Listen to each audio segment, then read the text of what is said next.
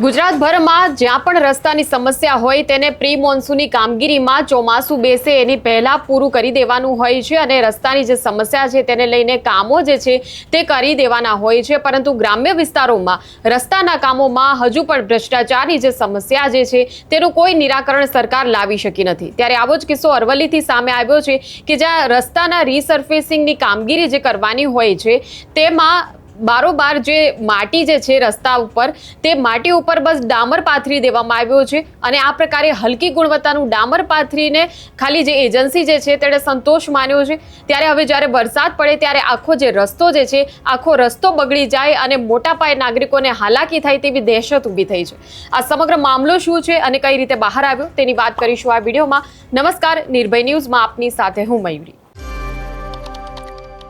તો આ વાત છે અરવલ્લી જિલ્લાની કે જ્યાં અરવલ્લી જિલ્લા પંચાયતના માર્ગ અને મકાન વિભાગ દ્વારા ગંભીરપણે બેદરકારી દેખાવામાં આવી છે અને ખાસ કરીને જ્યાં અરવલ્લીમાં ગ્રામ્ય વિસ્તારોમાં રસ્તાની સમસ્યા હતી, જ્યાં પાકા રસ્તા નથી, ત્યાં ચોમાસા પહેલા પાકા રસ્તાની જે કામગીરી જે છે તે પૂર્ણ થવી જોઈએ, પરંતુ તેમ છતાં જે એજન્સીને કામ સોંપવામાં આવ્યું છે એ એજન્સી દ્વારા એટલી હદે ભ્રષ્ટાચાર કરવામાં આવ્યો છે કે જે રસ્તો જે છે તે કાચો રસ્તો અને તેના પર જે માટી પાથરેલી હોય એના ઉપર સીધું જ ડામર પાથરી દેવામાં આવ્યું છે અને કોઈ જ પ્રકારની રીસર્ફેસિંગને લગતી જે કામગીરી હોય પદ્ધતિસર રીતે જે કરવાની હોય તે કરવામાં આવી નથી। ત્યારે આ સમગ્ર મામલે જે જાગૃત નાગરિક છે તેના દ્વારા આખો મુદ્દો જે છે તે ઉઠાવવામાં આવ્યો છે। તેઓ શું કહી રહ્યા છે તે જોઈ લઈએ।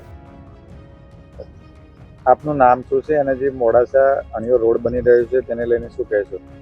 મારું નામ રાઠોડ આશુતોષ છે। અરવલ્લી જિલ્લામાં વારંવાર માર્ગ અને મકાન વિભાગ જિલ્લા પંચાયત અરવલ્લી હેઠળ જે નવીન રોડ હોય, રિસર્ફેસિંગ રોડ હોય, સ્લેબ ડ્રેનના કામો હોય, વારંવાર ભ્રષ્ટાચારની અને ગુણવત્તા વગરના કામોની બૂમો ઉઠી છે। એ જ રીતે અહીંયા અમલાઈ રોડ ઉપર રિસર્ફેસિંગનું કામ ચાલુ છે। સ્થાનિક 2-3 ફોન આવ્યા તો અહીંયા જગ્યા પર આવતા જોવા મળ્યું કે જે રિસર્ફેસિંગ થઈ રહ્યો છે તો એસ્ટિમેટ પ્રમાણે રોડની સાફ સફાઈ બિલકુલ ક્લીન કરવાની હોય, એના ઉપર ટેકપોટ મારવાનો હોય, જે ચોંટાડવાનું કામ કરે અને પછી ઉપર આ ગુણવત્તાવાળો જે એમનો એસ્ટિમેટ પ્રમાણેનો એગ્રીગેટ વાળો ડામર પાથરીને કોમ્પેક્શન અને ફિનિશિંગનું કામ કરવાનું હોય, પણ અહીંયા જગ્યા ઉપર કોઈ ટેકકોટ મારેલ નથી, કોઈ સાફ સફાઈ કરેલ નથી, તમે જોઈ શકો છો। અને બીજું કે આ જ રીતે અવારનવાર રિસર્ફેસિંગના રોડમાં મોટી ગેરરીતિઓ અને ભ્રષ્ટાચાર થાય છે। અગાઉ વારંવાર આ બાબતે મેં ફરિયાદો પણ કરી છે, પણ અધિકારીઓમાં એવી ચર્ચા છે માર્ગ અને મકાન વિભાગમાં કે ઉપર સેક્રેટરીને 4% આપવા પડે છે। કોન્ટ્રાક્ટરોમાં એવી ચર્ચા છે કે 1% કાર્યપાલક ઇજનેર લે છે, 1% ડીઈ લે છે, 1% એસો લે છે, એટલે 1 કરોડે તો 7 લાખ રૂપિયા ટકાવારી ગઈ અને અહીંયા એજન્સી પોતાનું નફાનું મોટું ધોરણ છોડીને કામ કરે, એટલે હલકી ગુણવત્તાના, નબળી ગુણવત્તાના કામો થાય છે અને આ ભ્રષ્ટાચારના કારણે જ થાય છે અને છેવટે આ રોડ 6 મહિના કે 4 મહિના પણ ચાલતા નથી। હવે આ ચોમાસું આવશે ને આ રોડની ગુણવત્તા જુઓ તો આ ચોમાસું પણ ચાલશે ને એવો રોડ અહીંયા બની રહ્યો છે। તો જે રીતે તમે જોયું કે મોડાસાથી અણિયોર તરફ જતા અમલાઈ રોડ પર આ રીસર્ફેસિંગની જે કામગીરી જે છે તે કામગીરી ચાલી રહી હતી અને મોટા પાયે નિયમોનું ઉલ્લંઘન થયું છે। રોડ રીસર્ફેસિંગ કરતાં પહેલાં રસ્તાની સફાઈ કરીને તેના પર પ્રોપર ટેકકોટ લગાવવો પડે તે ફરજિયાત છે, પરંતુ એ પ્રકારની કામગીરી કર્યા વગર સીધું જ ડામર પાથરી દેવામાં આવ્યું અને આપ દ્રશ્યોમાં પણ જોઈ શકો છો કે કઈ રીતે ખાલી પગ ઉપર સામાન્ય જોર આપીને પણ જો ડામર ખસેડવામાં આવે, ઉખેડવામાં આવે તો આસાનીથી એ ડામર ઉખેડાઈ જાય છે।